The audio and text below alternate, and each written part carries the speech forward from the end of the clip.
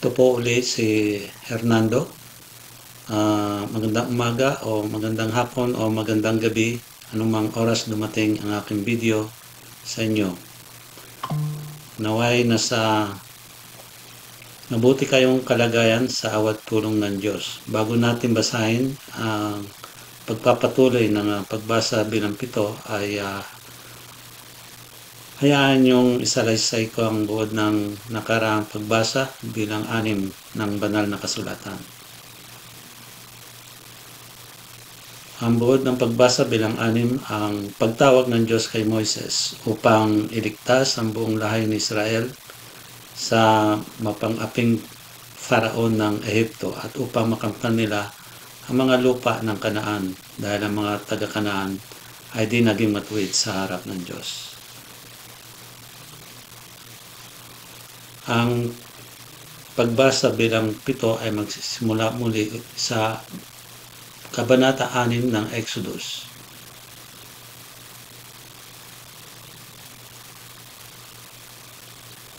Sinabi ng Panginoon kay Moises, "Makikita mo ngayon kung ano ang gagawin ko sa Paraon. Dahil sa kapangyarihan ko, papayagan niyang umalis kayo sa bayan niya. Itataboy pa nga niya kayo." Sinabi pa ng Diyos kay Moises, "Ako ang Panginoon. Nagpakita ako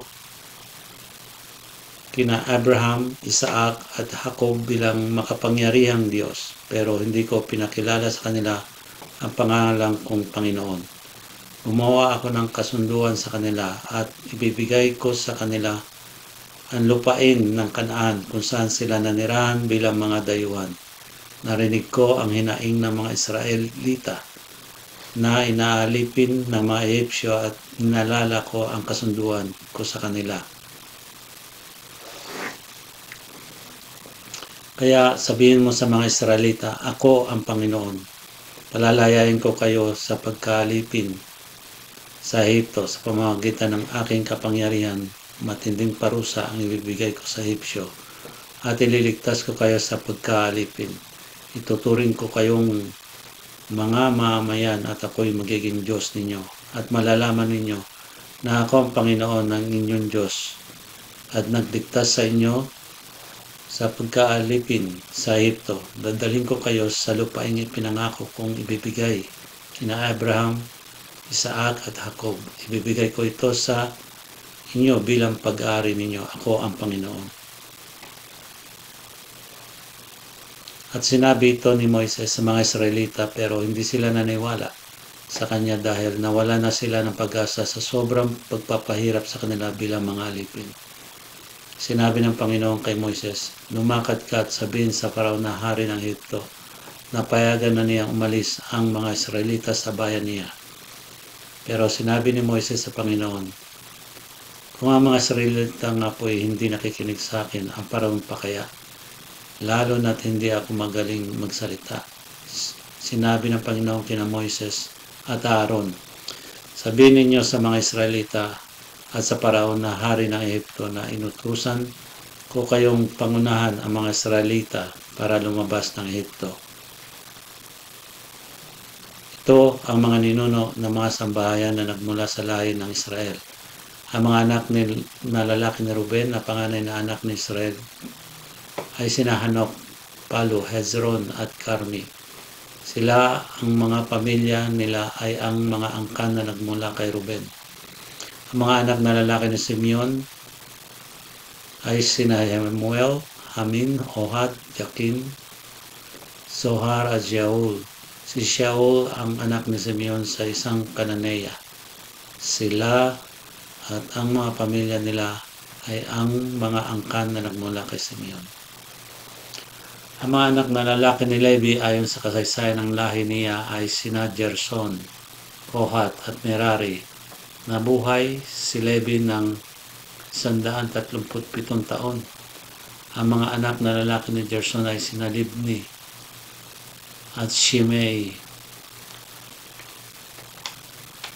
Ang mga anak na lalaki ni Merari ay sina Mali at Mushi. Ang mga angkan nila ay nagmula kay Levi ayon sa kasaysayan ng lahi niya. Napangasawa ni Amram si Jochebed na kapatid ng kanyang ama. Ang kanilang mga anak na lalaki ay sina Aaron at Moises. Nabuhay si Amram ng 137 na years. Ang mga anak na lalaki ni Izhar ay sina Korah, Nepheg at Zikri.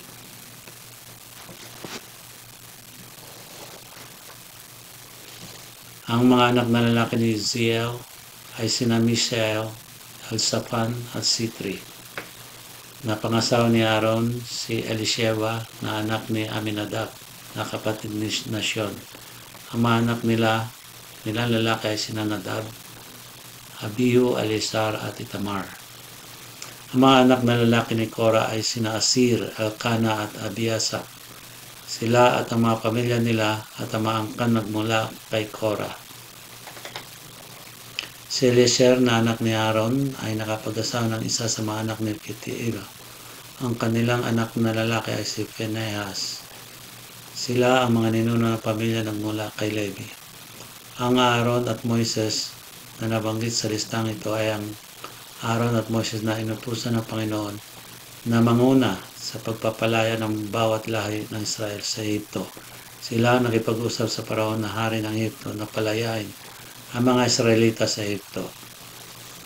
Inutusan ng Panginoon si Aaron at na magsalita para kay Moises. Nang nakikipag-usap ang Panginoon kay Moises sa Egypto, sinabi niya kay Moises, "Ako ang Panginoon, sabihin ninyo sa Paraon na hari ng Egypto ang lahat ng sinabi ko sa inyo." Pero sinabi ni Moises sa Panginoon, "Hindi po ako magaling magsalita, kaya hindi makikinig ang Panginoon, ang Paraon sa akin."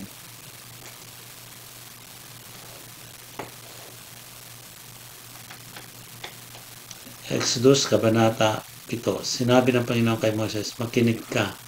Gagawin kitang parang Diyos sa Paraon. Makipag-usap ka sa kanya sa pamamagitan ng kapatid mong si Aaron. Sabihin mo kay Aaron ang lahat ng sinabi ko sa iyo at ipasabi mo ito sa kanya sa Paraon. Sasabihin niya sa Paraon na palayain ang mga Israelita sa kanyang bayan.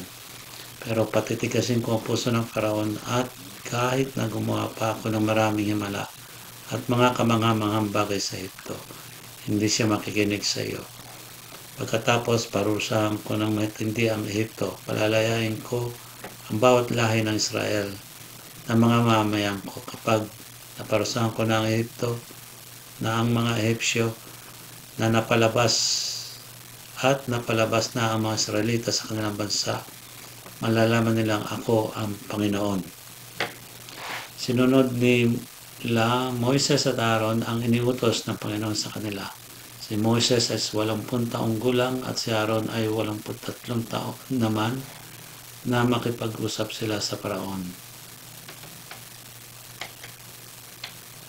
At sinabi ng Panginoon kina Moises at Aaron, "Kapag sinabi ng Paraon na gumawa kayo ng himala, sabihin mo, Moises, kay Aaron, ihagis mo ang baston sa harap ng Paraon at magiging ahas to."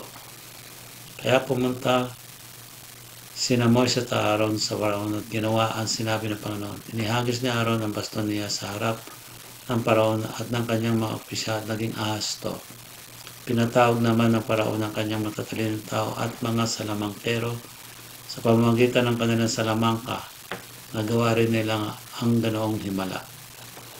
Nihagis ng bawat isa sa kanila ang mga baston nila at naging ahas din ang mga ito. Pero nilunok ng ahas ni Aaron ang mga ahas nila. Pero nagmatigas pa rin ang puso ng Paraon at hindi siya nakinig kina Moises at Aaron. Gaya na rin ang sinabi ng Panginoon. Sinabi ng Panginoon kay Moises, matigas pa rin ang puso ng Paraon.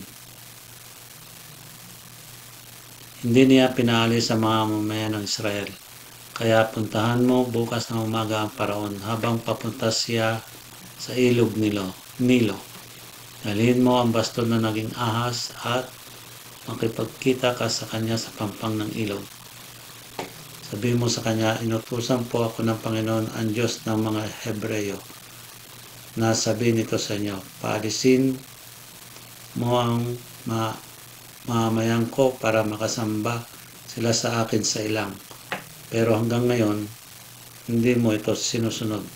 Ako ang Panginoon ay nagsasabing sa pamamagitan ng gagawin ko, malalaman mo na ako ang Panginoon. Sa pamamagitan ng bastong ito, hampasin ko ang tubig ng Nilo at magiging dugo ang tubig. Mamamatay ang mga isda at babaho ang ilog at hindi na makakainom dito ang mga Ehipsyo.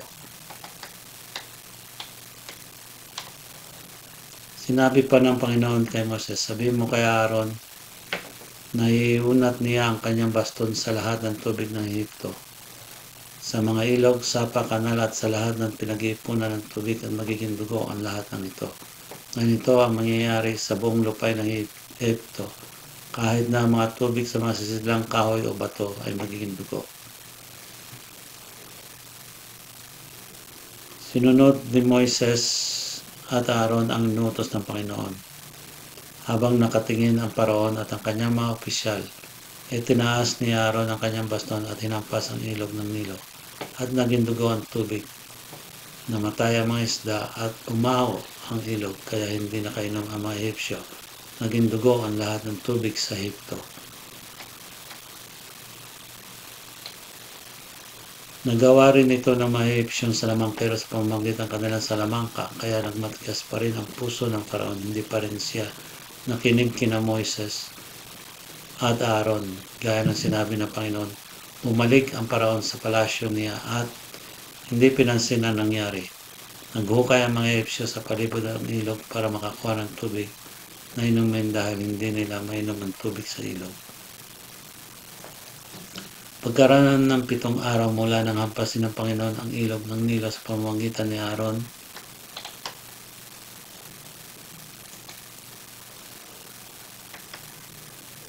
sinabi ng Panginoon kay Moises, puntahan mo ang Paraon at sabihin mo sa kanya, ito ang sinasabi ng Panginoon. Paalisin mo ang mga mamayan ko para makasamba sila sa akin. Kung hindi mo sila paalisin, pupunuin ko ng mga palaka ang iyong bansa.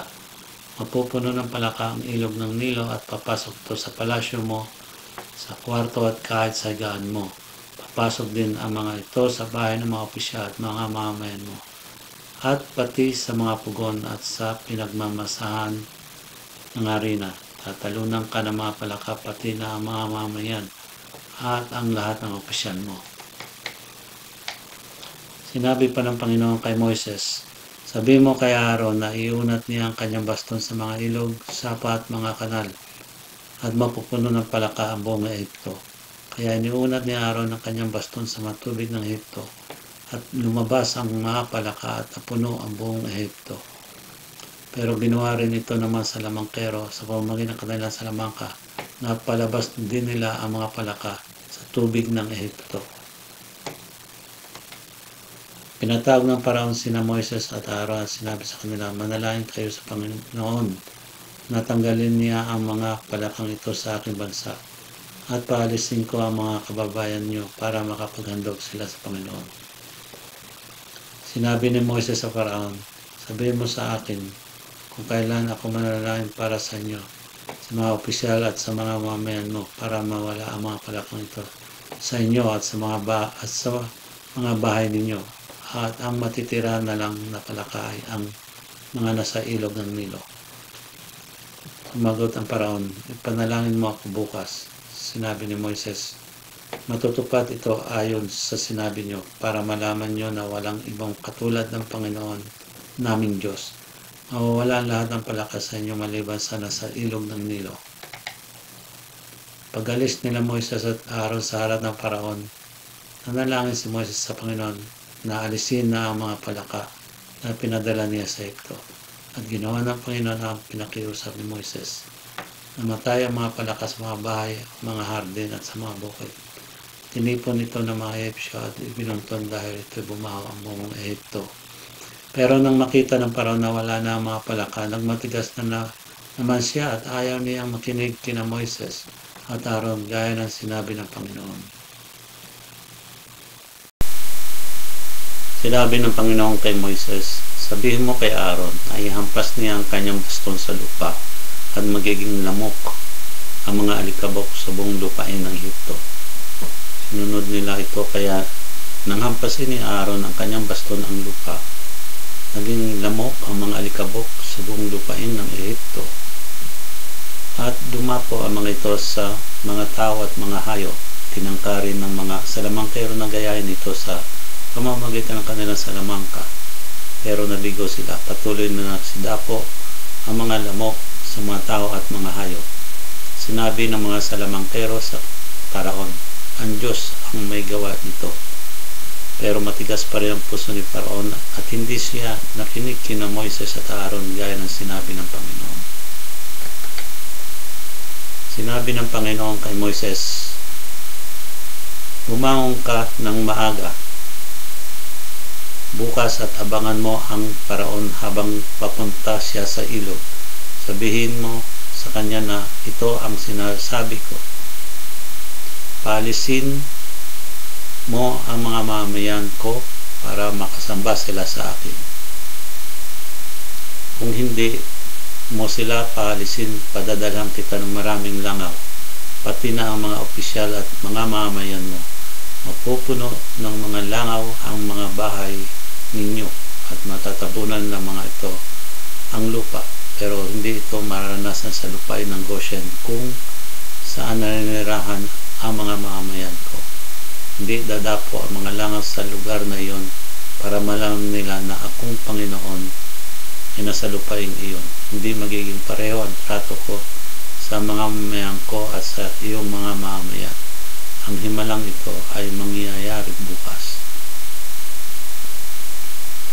Nagpadala nga ang Panginoon ng maraming langaw sa palasyo ng Paraon at sa mga bahay ng kanyang mga opisyal at naminsala ang mga ito at sa buong lupain ng Ehipto. Kaya pinatawag ng Paraon sina Moises at Aaron at sinabi, sige, maghandog na kayo sa Diyos ninyo, pero rito lang sa Ehipto. Sumagot si Moises, hindi pwedeng dito kami maghandog sa Ehipto dahil ang mga handog namin sa Panginoon naming Diyos ay kasuklam-suklam sa mga Ehipsyo. At kung maghandog kami ng mga handog na kasuklam-suklam sa kanila, siguradong babatuhin nila kami. Kailangan umalis kami ng 3 araw, punta sa ilang para maghandog sa Panginoon namin Diyos gaya ng iniutos niya sa amin. Sinabi ng Paraon, papayagan ko kayong maghandog sa Panginoon ninyong Diyos sa ilang, pero huwag kayong lalayo. Ngayon, ipinalangin ninyo ako. Sumagot si Moses, pag-alis ko rito, mananalangin ako sa Panginoon. At bukas, mawawala ang mga langaw sa inyo at sa mga opisyal at mamayan mo. Pero siguraduhin mo na hindi mo na kami lulukuin muli at pipigilang umalis para maghandog sa Panginoon.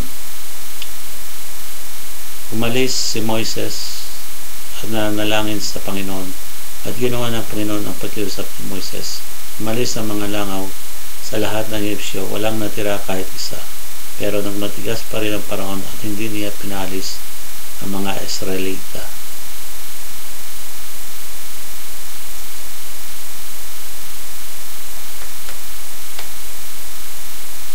Kapitulo 9 sa aklat ng Exodus. Sinabi ng Panginoon kay Moises, puntahan mo ang Paraon at sabihin sa kanya, ito ang sinasabi ng Panginoon, ang Diyos ng mga Hebreyo. Paalisin mo ang mga mamayan ko para makasamba sila sa akin.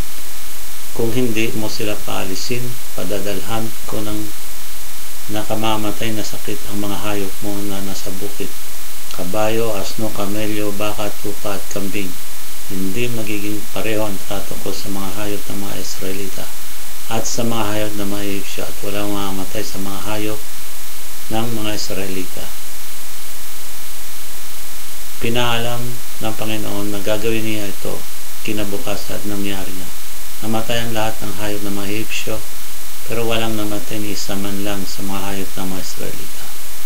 Nagpadala ang Paraon ng mga tao at nalaman niya na walang namatay kahit isa sa mga hayop ng mga Israelita, pero matigas pa rin ang puso niya at hindi pinaalis ng mga Israelita. Sinabi ng Panginoon kina Moises at Aaron, kumuha kayo ng ilang dakot ng abo sa pugon at isasaboy ito ni Moises sa hangin sa harap ng Paraon. Kakalat ang mga abo sa buong Ehipto at dahil dito tutubuan ng mga bukol ang katawan ng mga tao at mga hayop. Kaya kumuha ng abo sa pugon sila Moises at Aaron at tumayo sa harap ni Paraon. Isinaboy ito ni Moises sa hangin at tinubuan ng mga bukol ang mga tao at mga hayop. Kahit na ang mga salamangkero ay hindi makaharap kay Moises dahil tinubuan din sila ng mga bukol katulad ng lahat ng Ehipsyo. Pero pinatigas ng Panginoon ang puso ng Paraon at hindi siya nakinig kina Moises at Aaron gaya ng sinabi ng Panginoon kay Moises. Pagkatapos sinabi ng Panginoon kay Moises, umaon ka ng maaga bukas at puntahan mo ang Paraon at sabihin sa kanya, ito ang sinasabi ng Panginoon, ang Diyos ng mga Hebreyo. Paalisin mo ang mga mamayan ko para makasamba sila sa akin. Dahil kung hindi, magpapadala ako ng matinding salot na magpaparusa sa iyo, sa mga opisyal at mga mamamayan mo, para malaman mo na wala akong katulad sa buong mundo. Kahit noon pa, kaya nakita ang pati na ang mga mamayan mo sa pamamagitan ng karamdaman at wala na sana kayo ngayon. Pero pinayagan kitang mabuhay dahil dito para makita mo ang kapangyarihan ko at para makilala ang pangalan ko sa buong mundo.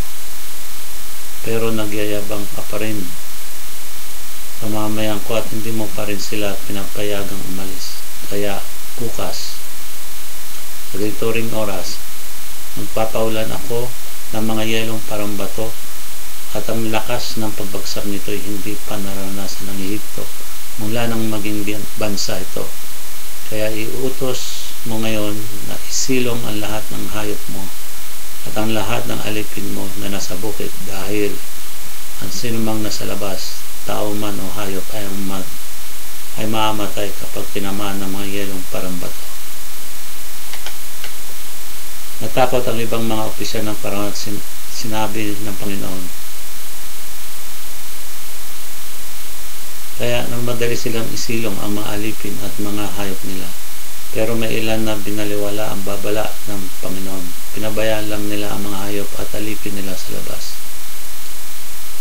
Sinabi ng Panginoon kay Moses, itaas mo ang baston mo sa langit para mulan ng mga yelong parang bato sa buong Ehipto, sa mga tao, mga hayop, at sa lahat ng pananim. Kaya tinaas niya ang kanyang baston at nagpadala ang Panginoon ng kulog, mga yelo na parang bato at kidlat. Ang mga yelong pinaulan ng Panginoon sa lupain ng Ehipto at ang pinakamatindi mula ng naging bansa ang Ehipto. Habang umuulan, patuloy naman ang pagkidlat. Namatay lahat ang hayop at mga tao na naiwan sa labas at pati na ang mga halamanan at punong kahoy. Tanging sa Gosen lang hindi umulan ng yelo kung saan nakatira ang mga Israelita. Ipinatawag ng Paraon si Moises at Aaron. Sinabi niya sa kanila, sa pagkakataong ito, inaamin ko na nagkasala ako. Tama ang Panginoon at ako at ang mga mamayan ko ang mali. Pakiusapan ninyo ang Panginoon na itigil na niya ang matinding kulog na ito at ang pag-ulan ng yelo. Paalisin ko na kayo, hindi na kayo dapat pang manatili rito. Sumagot si Moises, kapag nakalabas na ako ng lungsod, kataas ko ang aking kamay sa Panginoon para manalangin. At titigil ang kulog at hindi na ulan ng yelo para malaman mo na pag-aari ng Panginoon ang mundo. Pero alam kong ikaw at ang mga opisyal mo ay hindi pa rin natatakot sa Panginoon Diyos. Nasira ang mga pananim na flax at cebada dahil ani na noon ang cebada at namumulaklak na ang flax. Pero hindi nasira ang mga trigo dahil hindi pa aanihin ang mga ito. Umalis si Moises sa harapan ng Faraon at lumabas ng lungsod. Itinaas niya ang kanyang kamay sa Panginoon para manalangin at huminto ang kulog, ang pag-ulan ng yelong parang bato at ang ulan. Pagkakita ng Faraon na huminto na ang ulan, ang yelo at ang kulog, muli siyang nagkasal. Nung matigas siya at ang mga opisyal niya, pagmamatigas niya, hindi niya pinaalis ang mga Israelita gaya ng sinabi ng Panginoon kay Moises.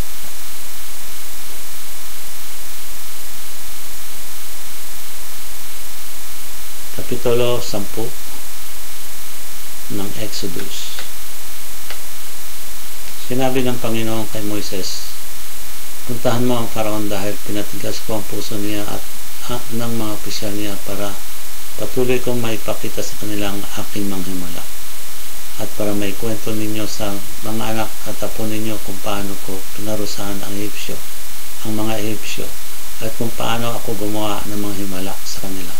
Sa ganitong paraan, malalaman nilang ako ang Panginoon. Kaya pumunta sina Moises at Aaron sa Faraon at sinabi sa kanya, ito ang sinasabi ng Panginoon, ang Diyos ng mga Hebreyo. Hanggang kailan ka pa ba magmamataas sa akin? Paalisin mo ang mamamayan ko para makasamba sila sa akin. Kung hindi mo sila paalisin, magpapadala ako ng mga balang sa bansa mo bukas.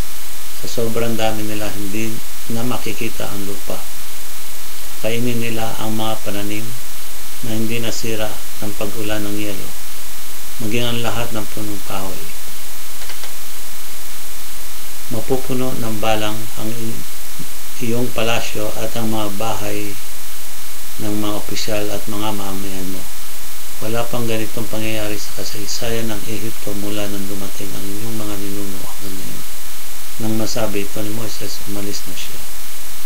Sinabi ng mga opisyal ng Faraon sa kanya, hanggang kailan niyo pa ba hahayaan ang kalamidad na ito na magparusa sa atin? Paalisin niyo na po ang mga Israelita para makasamba na sila sa Panginoon ng kanilang Diyos. Hindi niyo ba naisip na nasalanta na ang Ehipto? Kaya pinabalik sina Moises at Aaron sa Faraon. Sinabi ng Faraon sa kanila, maaari na kayo umalis para makasamba kayo sa Panginoon na inyong Diyos. Pero sabihin niyo sa akin kung sino ang isasama ninyo sa pagkalis. Sumagot si Moises, alis kami lahat, bata at matanda. Dadalhin namin ang aming mga anak at mga hayop dahil lahat kami ay magdaraos ng pista para sa Panginoon.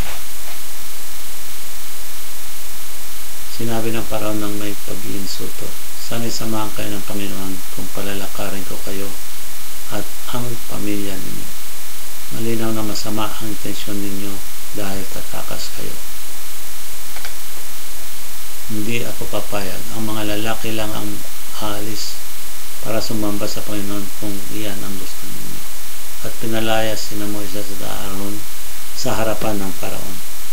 Sinabi ng Panginoon kay Moises, taas mo ang iyong baston sa Ehipto para dumating ang mga balang at kainin ng mga ito ang mga naiwang pananim na hindi nasira ng umulan ng yelo.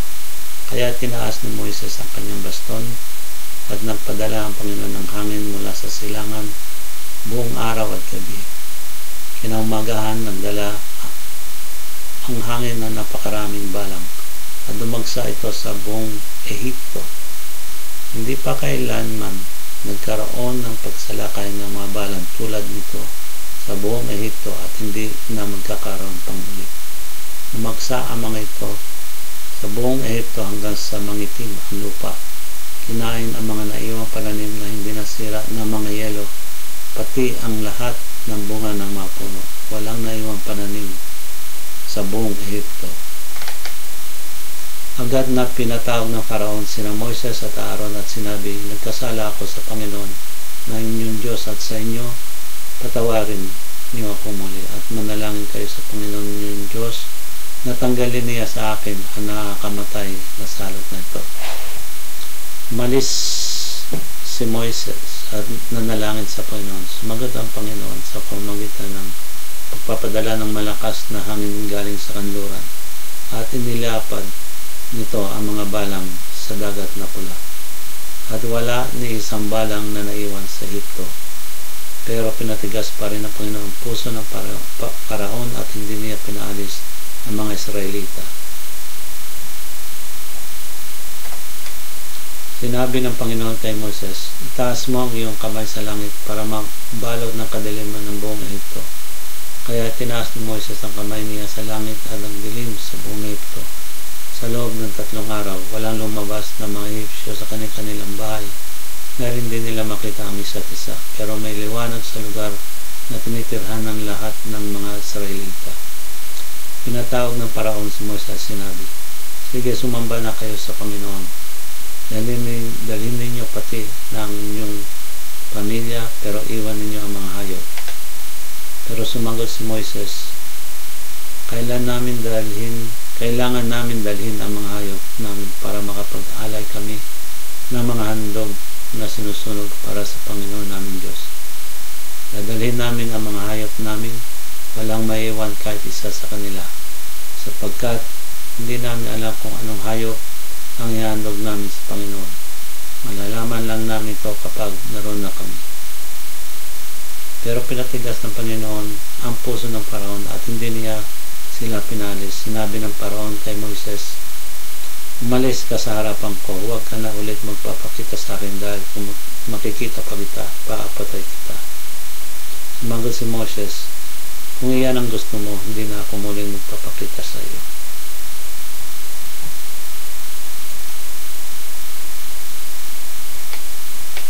Kapitulo 11 ng Exodus. Sinabi ng Panginoon kay Moises, padadalang ko ng isa pang salot ang Paraon at ang Ehipto. Pagkatapos nito, paalisin na niya kayo. Itataboy pa niya kayo dahil gusto niyang makaalis agad kayo. Sabihin mo sa mga Israelita, lalaki man o babae, na humingi sila ng mga alahas at napilak at hinto sa mga kapitbahay nila na Ehipsyo. Niloob ng Panginoon na maging mabait ang mga Ehipsyo sa mga Israelita. Tinalang si Moises ng mga opisyal ng Paraon at ng mga mamamayan ng Ehipto. Kaya sinabi ni Moises sa Paraon, ito ang sinasabi ng Panginoon, dadaan ako sa Ehipto mga bandang hating gabi at mamatayan lahat ng panganay na lalaki sa Ehipto, mula sa panganay ng Paraon na papalit sa kanyang trono hanggang sa panganay ng pinakamababang alipin babae. Mamatay din ang lahat ng panganay ng mga hayop. Maririnig ang matinding iyakan sa buong Ehipto na hindi pa nangyayari kailanman at hindi na mangyayari pang-ulit. Pero magiging tahimik ang mga Israelita kahit tahol ng aso ay walang maririnig. Sa pamamagitan nito, malalaman ninyo na iba ang pagtrato ng Panginoon sa mga Israelita at sa mga Ehipsyo. Lahat ng iyong mga opisyal ay lalapit sa akin na nakayuko at magsasabi, umalis ka na at isama mo ang mga mamayang sumusunod sa iyo. Pagkatapos nito, aalis na ako. At umalis si Moises sa harapan ng galit na Paraon. Sinabi noon ng Panginoon kay Moises, hindi maniniwala ang Paraon sa iyo para marami pang himala ang magawa ko sa Ehipto. Ginawa nila Moises at Aaron ang mga himalang ito sa harap ng Paraon, pero pinatigas ng Panginoon ang puso ng Paraon at hindi pinayagan ng Paraon na umalis ang mga Israelita sa kanyang bansa.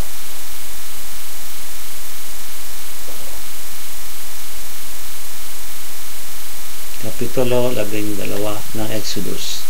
Sinabi ng Panginoon kina Moises at Aaron doon sa Ehipto, mula ngayon, ang buwan na ito ang magiging unang buwan ng taon para sa inyo.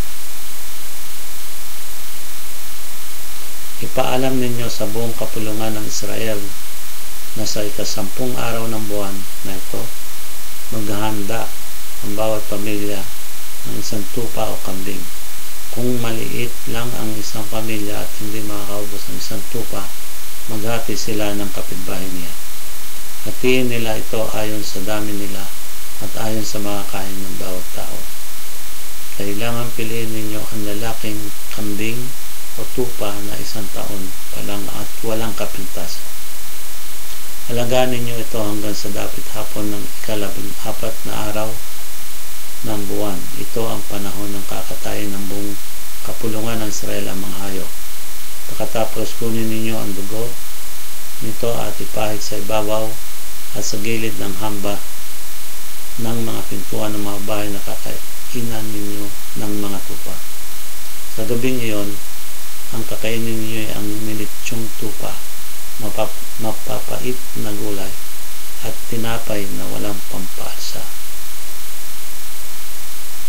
Huwag ninyong kakainin ng hilaw o nilaga ang karne, kundi litsunin ninyo ito ng buo kasama ang ulo, paa at mga lamang loob.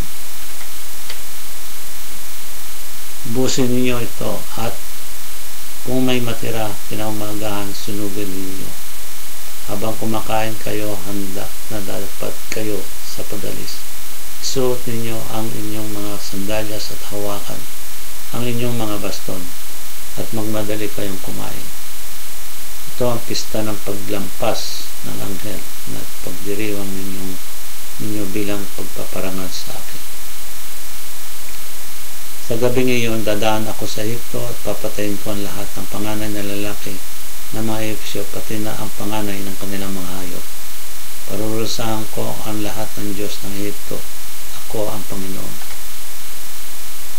Ang dugong pinahid ninyo sa hamba ng pintuan ninyo ang magiging tanda na nakatira kayo roon. Kapag nakita ko ang dugo, lalampasan ko ang bahay ninyo. At walang salot na sasapit sa inyo kapag pinarusahan ko ang Ehipto. Dapat ninyong tandaan, ang araw na ito magpakailanman.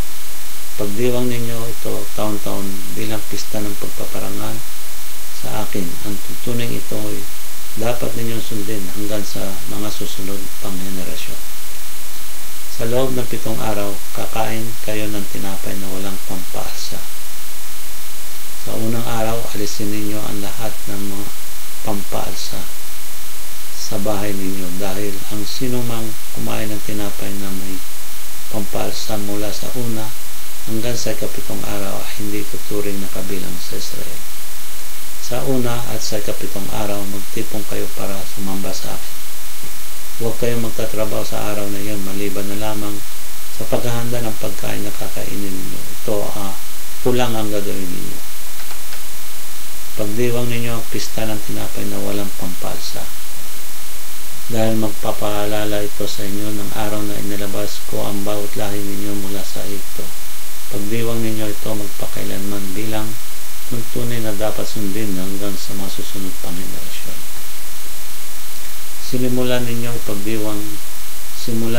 ipagdiwang ito sa dapit hapon ng ika-14 na araw ng unang buwan hanggang sa dapit hapon ng ika-21 araw. Kakain kayo ng tinapay na walang pampalsa sa loob ng 7 araw.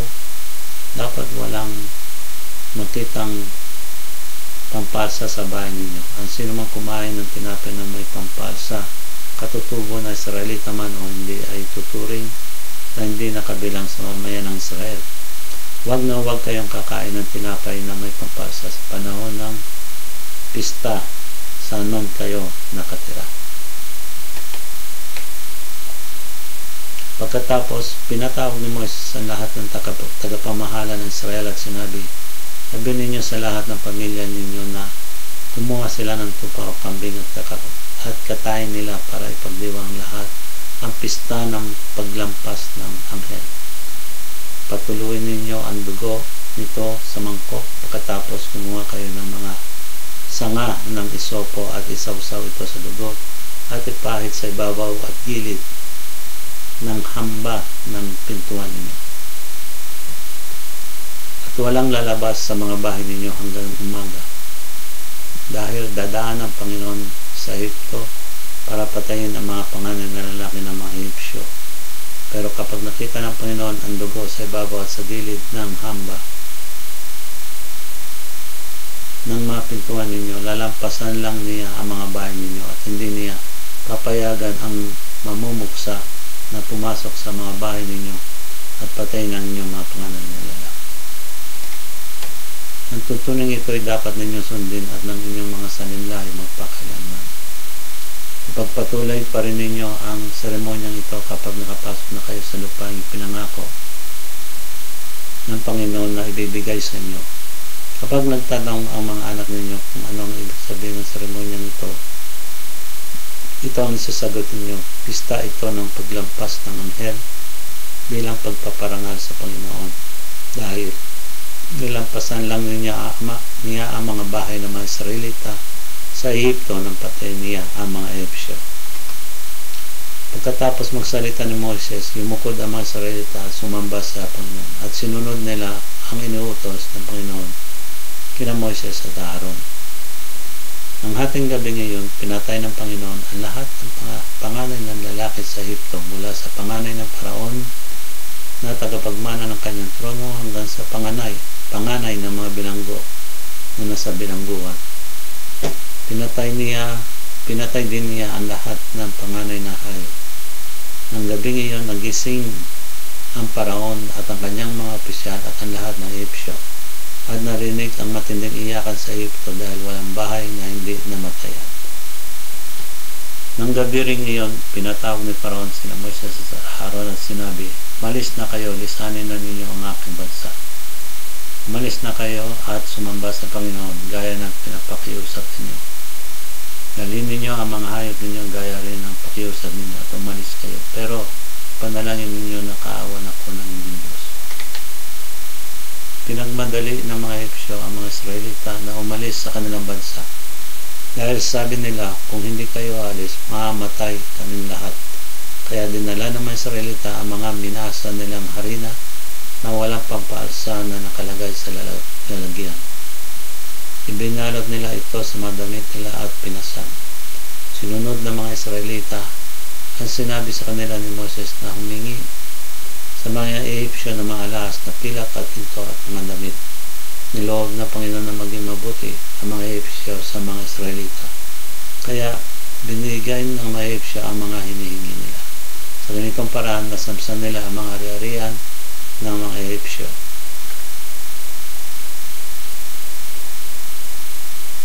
Naglagbay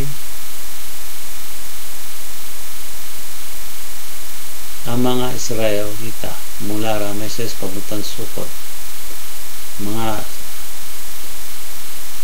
600,000 lahat ang lalaki, hindi pa kabilang dito ang mga babae at mga bata. Marami rin mga dayuhan ang sumama sa kanila at marami silang dinalang hayop. Nang huminto sila para kumain, nagluto sila ng tinapay na walang pampalsa mula sa minasang harina na dala nila galing sa Ehipto. Hindi ito nalagyan ng pampalsa dahil pinagmadali sila ng mga Ehipsyo na umalis at wala na silang panahon hintayin pa ang pag-alsa ng minasang harina. Nanirahan ang mga Israelita sa Ehipto ng 430 taon. Sa huling araw ng 430 taon, umalis sa Ehipto ang buong mamayan ng Panginoon. Nang gabing umalis ang mga Israelita sa Ehipto, binantayan sila ng Panginoon buong gabi. Kaya katulad ng gabing iyon taon-taon, nagpupuyat ang lahat ng mga Israelita bilang pagpaparangal sa Panginoon at gagawin nila ito hanggang sa mga susunod pang henerasyon. Sinabi ng Panginoon kina Moises at Aaron,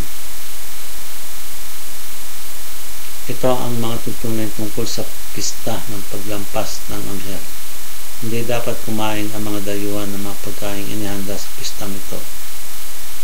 Nakakain ang lahat ng aliping binili kung natuli sila, pero hindi maaaring kumain ang mga upahang trabador at ang mga dayuhan. Dapat itong kainin sa loob ng bahay kung saan ito inihanda. Hindi dapat ilabas ang karne sa bahay at huwag babaliin ang buto nito. Dapat itong ipagdiwang ng buong mamayan ng Israel. kung may dayuhan na nilang kasama ninyo na gusto makipagdiwang ng pista ng paglampas ng Ner sa pagpaparangal sa Panginoon, kailangang puliin ang lahat ng lalaki sa sambahayan niya, at maaari na siya makasama sa pagdiriwang bilang isang katutubong Israelita, pero hindi maaari maipagdiwa ang taong hindi napuli. Ang tuntunin ito ay para sa lahat, sa mga katutubong Israelita, sa mga dayuhan na nirarahang kasama ninyo. Sinunod ng lahat ng mga Israelita at inutos ng Panginoon kina Moises at Aaron, at ng araw na iyon inilabas ng Panginoon ang bawat lahi ng Israel mula sa Ehipto.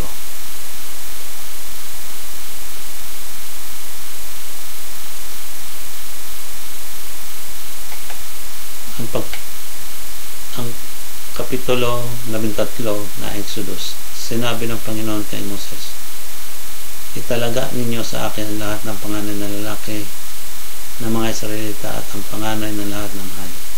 Pagkatapos sinabi ni Moses sa mga tao, lalahin ninyo ang araw na ito, ang araw na inilabas kayo sa Ehipto, mula sa pagkaalipin, sapagkat inilabas kayo ng Panginoon sa pamamagitan ng kanyang kapangyarihan. Huwag kayong kakain ng tinapay na may pampalsa. Lalahanin ninyo ang araw na ito ng buwan ng Abib, ang araw na inilabas kayo sa Ehipto. Dapat nyo itong ipagdiwang kapag dinala na kayo ng Panginoon sa lupain ng mga Kananeo, Eteo, Amoreo, Hebeo at mga Jebuseo. Ito ang lupain ipinangako niya sa inyo, sa inyong mga ninuno na ibibigay sa inyo. Maganda at masaganang lupain na ito. Sa panahon ng pagdiriwang ninyo, kakain kayo ng tinapay na walang pampasa sa loob ng 7 araw, at sa ika-7 araw ninyo simulang idaos ang pista para sa Panginoon. Huwag kayong kakain ng tinapay na may pampasa sa loob ng 7 araw. Wala dapat makikitang pampasa sa inyo o kahit saan sa lugar ninyo. Sa panahon ng pagdiriwang ninyo, ipaliwanag nyo sa inyong mga anak na ginagawa ninyo ito para ipagdiwa ang ginawa ng Panginoon nang inilabas niya kayo sa Ehipto. Ang pistang ito ay katulad ng isang tatak sa inyong mga kamay o sa inyong mga noo na magpapaalala sa inyo na dapat ninyo sabihin sa iba ang mga utos ng Panginoon, dahil inilabas niya kayo sa Ehipto sa pamamagitan ng kanyang kapangyarihan. Kaya ipagdiwang ninyo ang pistang ito sa tinagdang panahon bawat tao.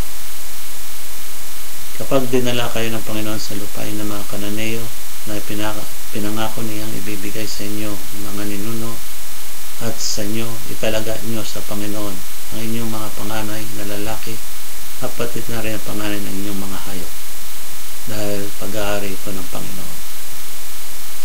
Maaaring tubusin sa Panginoon ang mga panganay ng mga asno sa pamamagitan ng pagpapalit nito ng tupa, pero kung hindi ninyo ito tutubusin, kailangang patayin ang asno sa pamamagitan ng pagbalik sa leeg nito. Maaaring rin ninyong tubusin ang inyong mga panganay na lalaki. Sa hinaharap, kapag tinanong kayo ng anak ninyo kung bakit ninyo ito ginagawa, sabihin ninyo sa kanila, sa pamamagitan ng kapangyarihan ng Panginoon, inilabas niya kami sa Ehipto kung saan kami inalipin. Nang hindi pa kami pinapayagan ng paraon na umalis, pinatay ng Panginoon ang lahat ng panganay na lalaki sa Ehipto, maging tao o hayop. Ito ang dahilan kung bakit inihandog namin sa Panginoon ang lahat ng panganay na lalaki na aming mga hayop, at tinutubos namin ang mga panganay namin lalaki. Ang seremonyang ito ay tulad ng tatak sa inyong mga kamay o sa inyong mga noo na magpapaalala sa inyo na nang inilabas kayo ng Panginoon sa Ehipto sa pamamagitan ng kanyang kapangyarihan. Nang pinalis na ng paraon ang mga Israelita, hindi sila pinadaan ng Diyos sa daang papunta sa lupain ng mga Pilisteo, kahit na iyon ang pinakamalapit na daan. Sapagkat sinabi ng Diyos, kung may laban ang haharapin ang mga Israelita, baka magbago ang isip nila at bumalik sila sa Egypto. Kaya pinaliko sila ng Diyos sa disyerto papunta sa dagat na pula.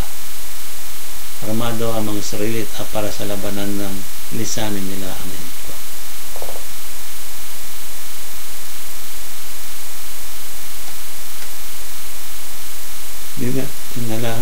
Dinala ni Moises ang mga buto ni Jose ayon sa pinanumpa noon ni Jose na gagawin ng mga Israelita.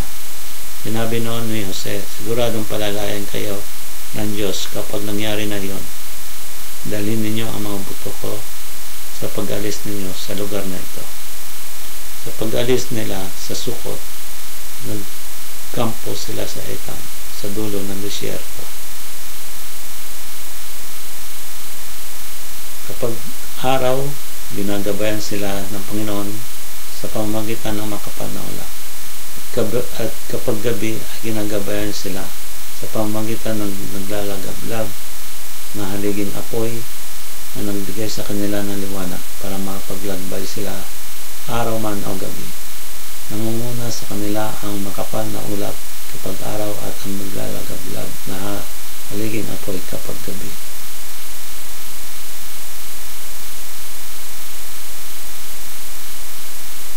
Ika-14 na kapitulo ng Exodus.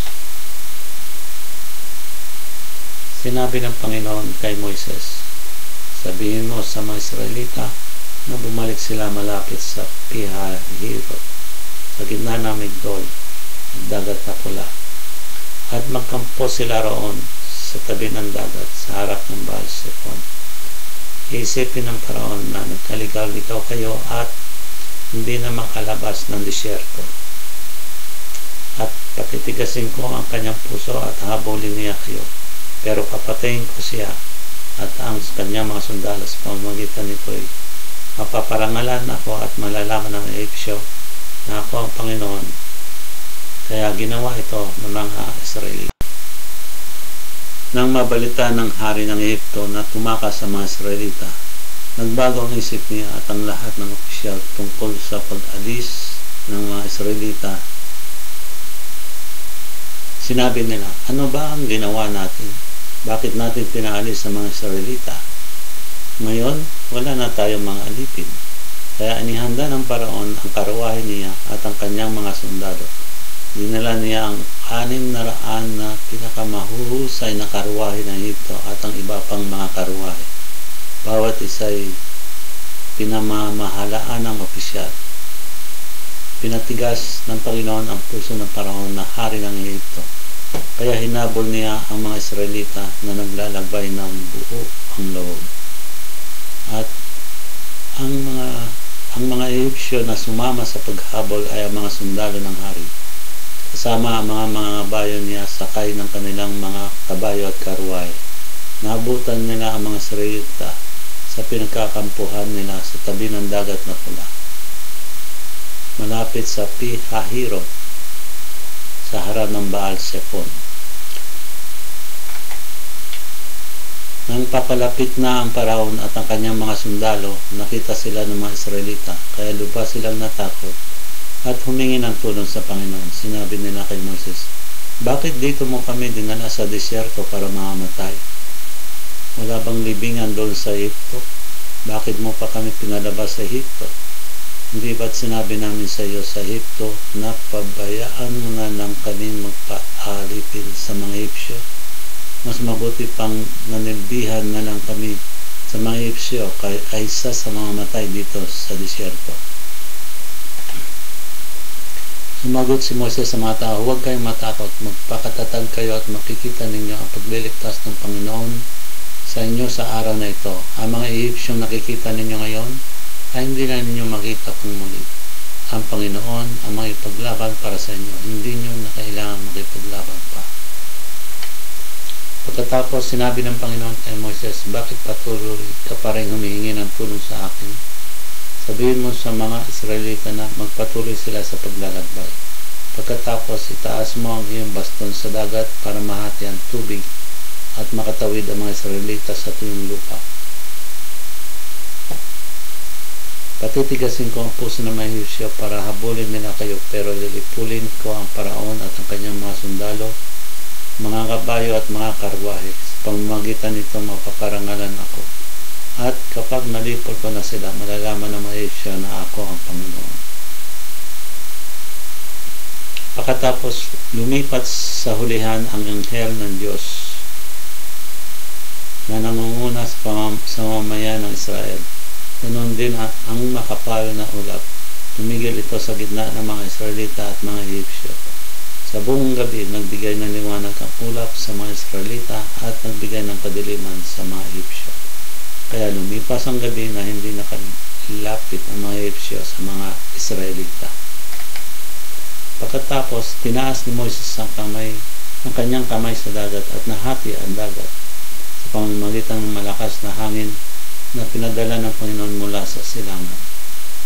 Buong gabing umihip ang hangin hanggang ang gitna ng dagat ay naging tuyong lupa at tumawid ang mga Israelita sa tuyong lupa na ang tubig ay parang pader sa makabilang gilid. Inabol sila ng mga sundalo ng Ehipto kasama ang kanilang mga ngabayo, mga karwahe at mga kabayo. Nang mag-umaga na, tiningnan ng Panginoon ang mga sundalo ng Ehipto mula sa makapal na ulap at naglalagablag na apoy at nilito niya sila. Tinanggal niya ang mga gulong ng mga karwahe nila para mahirapan silang patakbuhin ito.